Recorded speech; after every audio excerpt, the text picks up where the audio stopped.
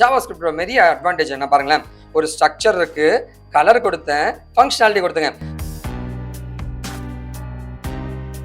So note ஜேஎஸ்னா யாரு sir அப்படின்னா, JavaScript டேட்டாபேஸை connect பண்ண முடியுமா, இல்லை சர்வரை பேக்கெண்ட் சர்வரை கனெக்ட் பண்ண முடியுமா? நான் வந்து இப்போ நம்ம பார்க்குறது எக்ஸ்பிரஸ் ஜேஎஸ் என்ன, enable the JS server to interact with டேட்டாபேஸ்ங்க.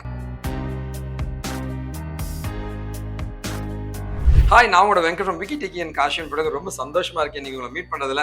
So MERN ஸ்டாக்னா என்ன அப்படின்னு ஒருத்தர் கமெண்ட் கேட்டிருந்தாருங்க. அவருக்காகவே இந்த ஸ்பெஷலான ஒரு வீடியோங்க. What is MERN stack? MERN stack அப்படின்றது பார்க்கறதுக்கு முன்னாடி ஒரு வெப்சைட்டை வந்து நம்ம தயாரிக்கணும்னா நிறைய டெக்னாலஜி தேவைப்படுங்க. அதில் சூப்பரான ஒரு டெக்னாலஜினா வந்து ரியாக்ட் வித் நோட் ஜேஎஸ்ன்னு சொல்லுவாங்க. ஓகேவா? .NET மூலமாக ஒரு வெப்சைட் தயாரிக்கலாம், PHP மூலமாக தயாரிக்கலாங்க, ஜாவா மூலமாக தயாரிக்கலாங்க, இது இல்லாமல் வந்து பைத்தான் மூலமாக தயாரிக்கலாம். இது இல்லாமல் ஸோ நோட் ஜேஎஸை வச்சு ரியாக்ட் ஆர் ஆங்குலர் வச்சு பண்ண முடியும். ஸோ ரியாக்டும் நோட் ஜேஎஸும் சேர்ந்து அது மர்ன், ஆங்குலர் ஜேஎஸும் நோட் ஜேஎஸும் ஆங்குலரும் நோட் ஜேஎஸும் சேர்ந்து அது மீன் அப்படின்ற ரெண்டு மேஜரான டெக்னாலஜி உருவாச்சுங்க. ஓகே, இப்போ நம்ம பார்க்குறது மர்ன் ஸ்டாக்னா என்ன.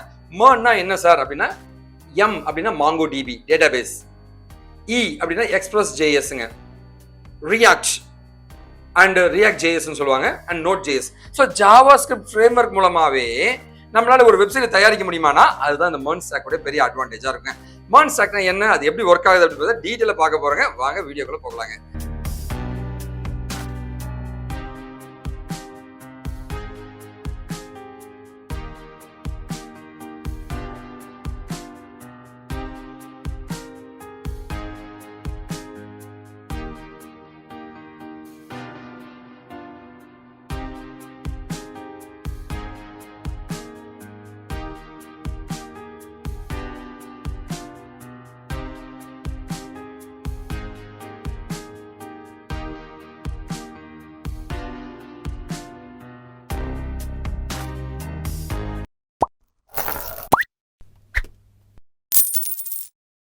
What is MERN stack? இன்னைக்கு மர்ன் ஸ்டாக்னா என்ன, அதோட டீட்டெயில்ஸுங்க, அது எப்படி ஒர்க் ஆகுதுன்ற மாதிரி கம்ப்ளீட்டாக நம்ம பார்க்கலாங்க.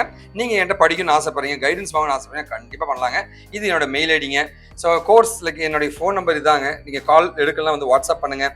சென்னையில் மதுரையில் மட்டும் தான் என் ஆஃபீஸ் இருக்கேன். வாங்க ஜாலியாக ஒரு சாக்லேட் சாப்பிட்டு பேசலாங்க. இது என்னோட இன்ஸ்டா அக்கௌண்ட்டுங்க. ஒரு ஃபாலோ பண்ண ப்ரெஸ் பண்ணிட்டு உங்கள் டீட்டெயில் மொபைல் நம்பர் போடுங்க, நான் உங்கள்கிட்ட பேச தயாராக இருக்கேன். ஸோ ஃபர்ஸ்ட் பார்த்தீங்கன்னா வந்து ஒரு வெப்சைட் தயாரிக்கும் என்னங்க வேணும்? ஃபர்ஸ்ட் தேவையானது HTML, hyper text markup language. So bracket மூலமா ஒரு ஓப்பனிங் அண்ட் க்ளோசிங் பிராக்கெட் மூலமா நம்ம ஒரு கோடு எழுதி அது மூலமா ஒரு வெப்பேஜை தயாரிச்சா அதான் HTML அப்படின்னு சொல்லுவாங்க. இந்த HTML எப்படி சார் ஃப்ரேம் ஆகும்னு கேட்டீங்கன்னா வந்து HTML அப்படின்னு பார்த்தீங்கன்னா வந்து அப்ரிவேஷன் வந்து ஹைப்பர் டெக்ஸ்ட் மார்க்அப் லாங்குவேஜுங்க. இது வந்து வெப்பேஜ் கிரியேட் பண்ணுறதுக்கு பயங்கரமாக யூஸ்ஃபுல்லாக இருக்கும். லேட்டஸ்ட்டாக இருக்கிறது HTML5. அது நிறைய வெர்ஷன்ஸ் இருக்கு. HTML5 ஓவராலாக வந்து லேட்டஸ்ட் வெர்ஷன் ஆஃப் HTML சொல்லுவாங்க. ஓகேவா? ஸோ HTML பொறுத்த வரைக்கும் வந்து இது ஒரு டாக்குமெண்ட் ஆப்ஜெக்ட் மாடல்னு சொல்லுவாங்க. மொத்த HTML-ம் ஒரு டாக்குமெண்ட். அதுல HTML இருக்கு, அதுல ஹெட் பாடின்னு இருக்கு, அதுல டைட்டில் அப்படின்னு நிறைய டாக்ஸ்லாம் இருக்கும். ஸோ ஒரு ட்ரீ மாதிரி அது ஃபார்ம் ஆகும். அதான் டாக்குமெண்ட் ஆப்ஜெக்ட் மாடல் அப்படின்னு சொன்னாங்க. ஓகேவா? ஸோ இந்த HTML வச்சு வந்து நாம வந்து வெப்சைட்ஸ்லாம் வந்து நமக்கு தேவையான வெப்சைட்ஸ் அண்ட் வெப் பேஜஸ் ஈஸியாக நம்ம தயாரிச்சுக்கலாங்க. ஓகேவா? சரிங்க சார், அதெல்லாம் ஓகே சார். அடுத்து என்ன சார் பார்க்க போறோம்? கேஸ்கட் ஸ்டைல் ஷீட், CSSன்னு சொல்லுவாங்க. அந்த வெப்சைட் நம்ம பண்ணிட்டு அது அழகா கலரா இருக்கணும் இல்லையா, அந்த கலரிங்க அழகு எல்லாத்தையுமே கொடுக்கறதா வந்து இந்த கேஸ்கட் ஸ்டைல் ஷீட் அப்படின்னு சொல்லுவாங்க. ஓகேவா? ஸோ இது மூலமா பார்த்தீங்கன்னா வந்து நாம வந்து அழகா வந்து வெப்சைட்டுக்கு ஒரு கலரிங் கொடுக்க முடியும், நமக்கு தேவையுமே கஸ்டமைஸ் பண்ண முடியுங்க.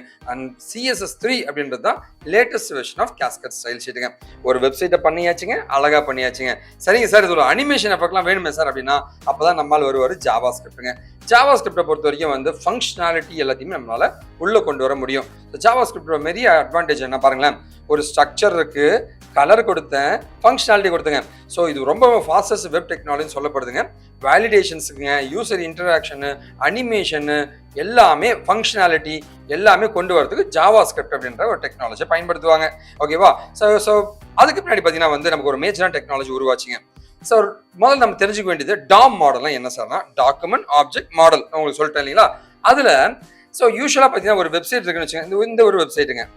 ஸோ இந்த வெப்சைட்டில் பார்த்தீங்கன்னா வந்து ஒரு சின்ன சேஞ்ச் நடக்குதுன்னு வச்சுங்களேன். அந்த சின்ன சேஞ்ச் நடக்குதுன்னா மொத்த வெப்சைட்டும் லோட் பண்ணாமல் இந்த வெப்சைட்டில் இந்த சின்ன சேஞ்சை மட்டும் அப்டேட் பண்ணலாமே அப்படின்னு சொன்னாங்க. ஸோ இதுதான் வந்து அஜாக்ஸ்ன்ற ஒரு டெக்னிக்ங்க.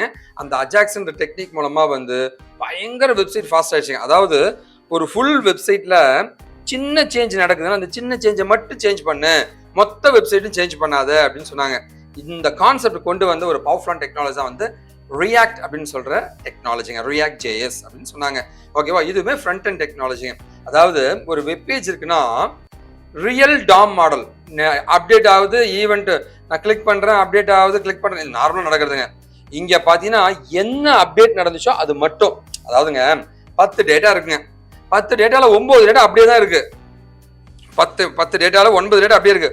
ஒரு டேட்டா மட்டும் தான் மாறுதுன்னா அந்த ஒரு டேட்டா மட்டும் அங்கிருந்து வந்தா எப்படிங்க, சர்வர்ல இருந்து வந்தா எப்படி இருக்கும்? சரி, மொத்தமா 10 டேட்டா வரதை விட ஒரு டேட்டா வந்தா நல்லா இருக்கும்னு சொன்னாங்க. இதுதான் ரியாக்டோட ஒரு பெரிய அட்வான்டேஜ். ரியாக்ட் ஜேஎஸ் பத்தி டீடைலா ஒரு வீடியோ போட்டு பாருங்க. ஓகேவா? ஸோ ரியாக்ட் ஜேஎஸ்னா என்ன சார் அப்படின்னு கேட்டீங்கன்னா வந்து இது விர்ச்சுவல் டாம் மாடல் அப்படின்ற ஒரு டெக்னிக்கை பயன்படுத்துங்க. அதாவது பயங்கர ஃபாஸ்டஸ்ட் பேஜ் கண்டென்ட் ரெண்டரிங் பண்ணுங்க. அதனால வந்து சர்வர்லாம் நீ ரீஸ்டார்ட் பண்ணவே தேவையில்ல, எதனா ஒரு சேஞ்ச் பண்ணி ஆட்டோமேட்டிக்கா யூசருக்கு ரிஃப்ளெக்ட் ஆகுங்க. இது எல்லாமே ஒரு பெரிய அட்வான்டேஜுங்க ரியாக்ட்ல இருக்கிறதுங்க. ஓகேவா? ஸோ நாம பார்த்தோம்னா, ஸோ இதுக்கு முன்னாடி வந்து சார் நான் மெர்ன் ஸ்டாக்லாம் படிக்கணும்னு ஆசைப்படுறேன் சார் அப்படின்னா கண்டிப்பா படிக்கலாங்க. நம்ம கம்பெனில இதுக்கான ட்ரைனிங் கொடுத்துட்டு இருக்கோங்க. ஸோ இதுதான் லிங்க்குங்க, ஃபர்ஸ்ட் டிஸ்கிரிப்ஷன் ஃபர்ஸ்ட் கம்பெனி கொடுத்துருக்கேன், போய் பாருங்க, கிளிக் பண்ணுங்க, லேர்ன் பண்ணிங்க, உங்களுக்கு என்ன உதவினாலும் கேட்கலாங்க நீங்க. சரி, ஓகே, அடுத்து நம்ம என்ன பார்க்க போறோம்? யூஸ்வலா ஒரு இன்டர்நெட் இருக்குன்னு வச்சுக்கலாம். இன்டர்நெட்ல வந்து 2 பேர் இருப்பாங்க, ஒருத்தர் கிளைண்ட், இன்னொரு சர்வருங்க. கிளைண்ட்னா யாருப்பா? gmail.com நடிக்கிற நான் தான் கிளைண்ட்டுங்க. ஓகேவா? யாருப்பா சர்வர்? ஜிமெயில் அப்படின்னு இன்பாக்ஸ் தான் தரான் இல்லையா, அவன் தான் சர்வருங்க. ஸோ ஜிமெயில் சர்வர் 2 பேர் இருப்பாங்க. ஓகேவா? இவன் கிளைண்ட்னுவாங்க, அவனை சர்வர் சைடுவாங்க. ஓகேவா? இதான் வந்து client side and server side அப்படின்னு சொல்லுவாங்க. ஓகேவா? கிளைண்ட் சைடில் நாம பார்த்த கோடிங் என்னன்னா வந்து HTML, CSS, ஜாவா ஸ்கிரிப்டுங்க, ஆங்குலர் ஆர் ரியாக்ட்டுங்க. ஓகே, இது எல்லாமே தெரிஞ்சு இது எல்லாத்தையும் டிசைன் பண்றவங்க அந்த ஃப்ரண்ட் எண்ட் டெவலப்பர் அப்படின்னு சொல்லுவாங்க. ஓகேவா? இது மட்டும் இருந்தா போதுமா சார்? கிடையாதுங்க. ஓகேவா? இவன் இந்த இடத்துல ஜிமெயில மட்டும் தான் நீ பண்ணிருக்க, அங்க போயிட்டு வர இந்த ஃபங்க்ஷனாலிட்டி யாருங்க பண்ணுவா? அந்த ஃபங்க்ஷனாலிட்டி பண்றது தான் வந்து நம்மால் வருவார் நோட் ஜேஎஸ் சொல்லுவாரு. இவர் தான் அந்த பேக் அண்ட் சர்வருங்க. ஓகேவா? ஸோ உன்னுடைய ரியாக்ட் அப்ளிகேஷன் வந்து இந்த நோட் ஜேஎஸ் மூலமா இந்த டேட்டா பேஸை கனெக்ட் பண்ணுங்க. சரிங்களா? ஓகே, இதுதான் ஃபங்க்ஷனாலிட்டி. ஓகேவா? ஸோ நோட் ஜேஎஸ்னா யாரு சார் அப்படின்னா, ஜாவா ஸ்கிரிப்ட் டேட்டா பேஸை கனெக்ட் பண்ண முடியுமா, இல்ல சர்வரை பேக் அண்ட் சர்வரை கனெக்ட் பண்ண முடியுமானா வந்து இது வரைக்கும் பண்ண முடியாதுங்க. ஆனால் நோட் ஜேஎஸ் மூலம் அதை பண்ண முடியும் கண்டுபிடிச்சாங்க. அதனால இது வந்து run time environment for executing Java script அப்படின்னு சொல்லுவாங்க. ஓகேவா?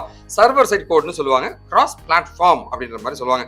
எல்லா ஆப்ரேட்டிங் சிஸ்டம்ல இது வேலை செய்யுங்க. ஓகேவா?